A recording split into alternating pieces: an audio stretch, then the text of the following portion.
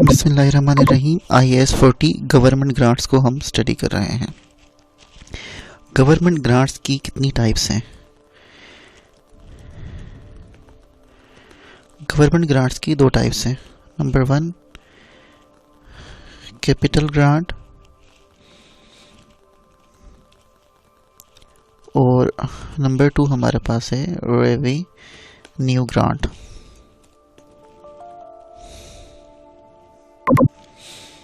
Capital grant government की तरफ से हमको मिलता है for the purchase of non current asset. Non current asset के परचेज करने पर हमको ये ग्रांट मिलता है। जबकि जो रेवेन्यू ग्रांट है वो मिलता है फॉर रेवेन्यू एक्सपेंडिचर्स। ठीक, फॉर एग्जाम्पल hiring 500 employees और क्रिएटिंग जॉब अपॉर्चुनिटीज। तो हम कह सकते हैं कि जो कैपिटल ग्रांट है वो हमें मिलता है फॉर कैपिटल एक्सपेंडिचर्स और रेवेन्यू ग्रांट किस लिए मिलता है? For revenue expenditures. ये तो हो गए ग्रांट के टाइप्स।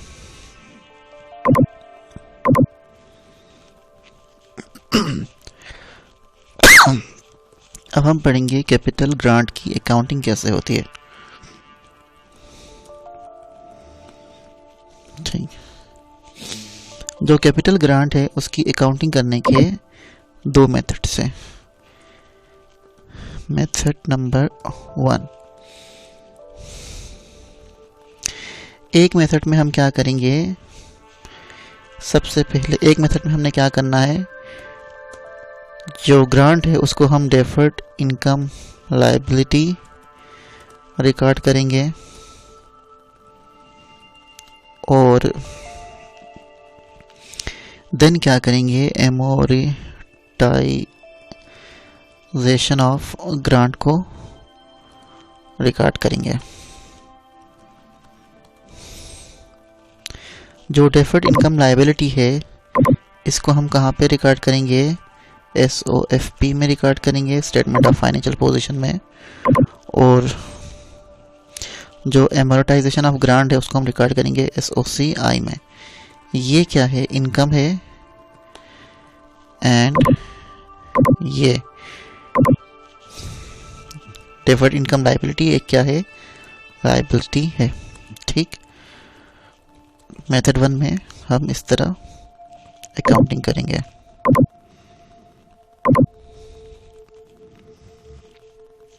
ठीक, एक एग्जांपल को हम देखते हैं।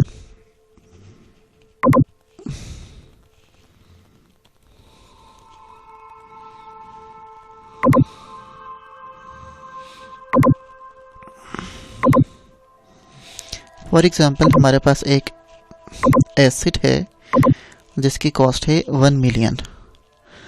गवर्नमेंट ने हमको ग्रांट दिया है 400,000 इस एसेट को परचेज करने की वजह से। एसेट की यूजफुल लाइफ है 10 ईयर्स। हमें क्या बनाने हैं? ईयर 1, ईयर 2 और ईयर 3 के एक्सट्रैक्ट बनाने हैं। ठीक, और ग्रांट को रिकॉर्ड कैसे करना है? अकॉर्डिंग टू मेथड 1 ग्रांट की हमने क्या करना है? अकाउंटिंग करना है। तो चलें करते हैं। फर्स्ट मेथड में हमें क्या रिकॉर्ड करना है? एक डेफर्ड इनकम लायबिलिटी और दूसरी क्या है? Amortisation of grant. तो सबसे पहले हम एक्सट्रैक्ट बनाते हैं स्टेटमेंट ऑफ कॉम्प्रिहेंसिव इनकम और ये हम बना रहे हैं ईयर 1 की। देखें तो स्टेटमेंट ऑफ कॉम्प्रिहेंसिव इनकम में सबसे पहली लाइन आइटम क्या आएगी? वो है एसेट की डेप्रीसिएशन, क्योंकि एसेट को हमने परचेज किया है तो उसने अपनी यूजफुल लाइफ पे डेप्रिशिएट होना है। एज्यूम कर रहे हैं कि एसेट की जो रेजिडुअल वैल्यू है वो क्या है? 0 है। तो डेप्रिसिएशन कैसे हम लिखेंगे एसेट की जो कॉस्ट है 1 मिलियन, उसको हम डिवाइड करेंगे यूज़फुल लाइफ से। तो ये इस तरह हमारे पास एसेट की डेप्रिसिएशन रिकॉर्ड हो गई।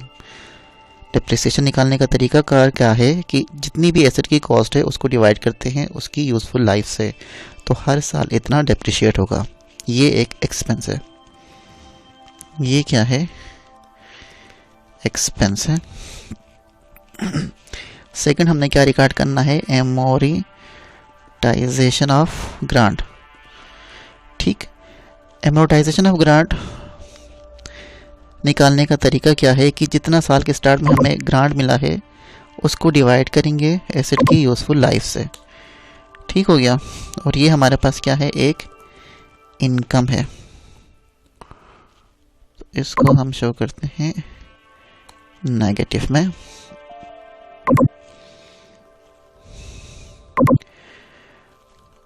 और कुछ तो नहीं है, इसको हम क्या करते हैं? 100,000 में से 40,000 को माइनस करते हैं, तो ये 60,000 हमारे पास क्या है?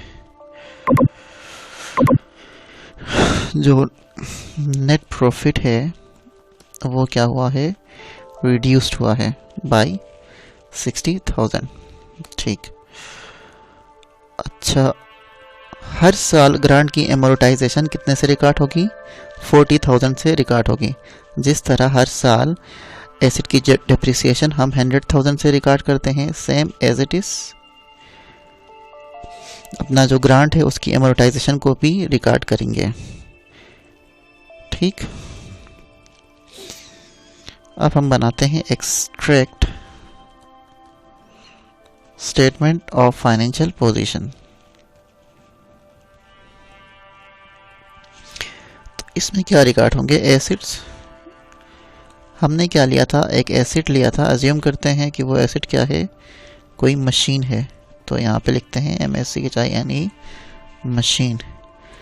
चूँकि SOFP में एसेट जो है अपनी बुक वैल्यू पर रिकॉर्ड होता है, तो बुक वैल्यू का फार्मूला क्या है कि एसेट की जो कॉस्ट है उसमें से हम माइनस करते हैं एक्यूमुलेटेड डेप्रिसिएशन। चूँकि ये अपना ईयर 1 है तो एक्यूमुलेटेड डेप्रिसिएशन भी क्या होगी? इस साल की डेप्रिसिएशन के बराबर। तो इस साल की डेप्रिसिएशन को लेस किया तो एसेट अपनी क्या आया?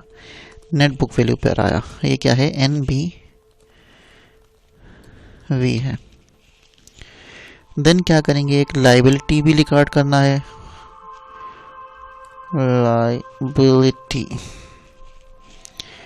लाइबिलिटी क्या है? डेफर्ड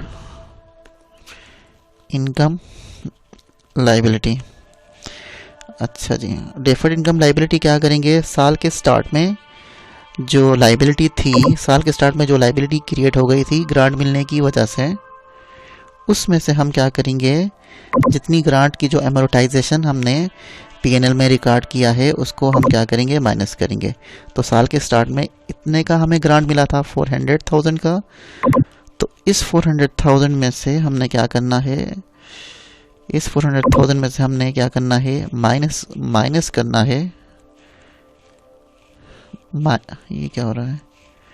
माइनस करना है जितना हमने प्रॉफिट और लॉस में एमोर्टाइजेशन ऑफ ग्रांट को रिकॉर्ड करा है। तो ये आएगा 360,000। ठीक, अगर हम देखें नेट एसेट्स निकालें तो क्या है? एसेट में से अगर हम लाइबिलिटीज़ को लेस करें तो हमारे पास क्या आएंगे? ये बन आएंगे नेट एसेट्स। अच्छा, ईयर 2 में क्या होगा? ईयर 2 में एक्सट्रैक्ट बनाते हैं। ठीक, SOCI सबसे पहले जो है एसेट, फिर जो है डेप्रिसिएशन रिकॉर्ड होगी। और डेप्रिसिएशन कितने से रिकॉर्ड होगी इस साल? सेम 400,000 से ही डेप्रिसिएशन रिकॉर्ड होगी। और एमोर्टाइजेशन ऑफ ग्रांट भी हर साल कितने से रिकॉर्ड होगी? ये रिकॉर्ड होगी जनाब इतने से। सेम। एक मिनट, इसको पॉज कर लेते हैं। चले रिज्यूम करते हैं। तो हम कहाँ पर थे?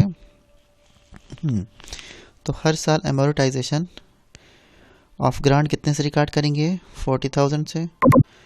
ठीक, तो नेट प्रॉफिट कितने से रिड्यूस होगा, सेम इतने से ही रिड्यूस होगा। हाँ, इसमें हम चेंज होगा किसमें, extract of statement of financial position, इसमें क्या होगा, कुछ चीज़ें चेंज होंगे।